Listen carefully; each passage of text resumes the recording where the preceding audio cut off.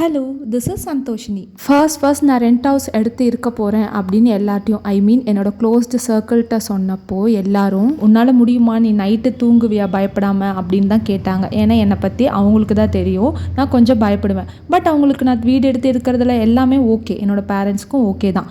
But அவங்க கேட்ட கேள்வி பயப்படாமல் தூங்குவியா இருப்பியா அப்படின்னு. ஏன்னா நான் பேசிக்காகவே கரண்ட்டு போனால் பயப்படுறது, இருட்டில் லைட் ஆஃப் பண்ணிட்டு வேக வேகமாக ஓடி வர்றது, நைட்டில் சேர் மேலே துணி கமுந்து வச்சுருந்தா அதை பார்த்து ஒரு மனுஷங்க உட்காந்துருக்காங்கன்னு நினச்சி என்ன நானே அசியூம் பண்ணி பயப்படுறது, இந்த மாதிரி ரேண்டம் திங்ஸ்லாம் நானும் பண்ணுற பொண்ணு தான். பட் ஃபர்ஸ்ட் என் லைஃப்பில் நான் துணிஞ்சு முடிவு எடுத்தேன் அப்படின்னா லிவிங் அலோன் அப்படிங்கிற முடிவு தான்.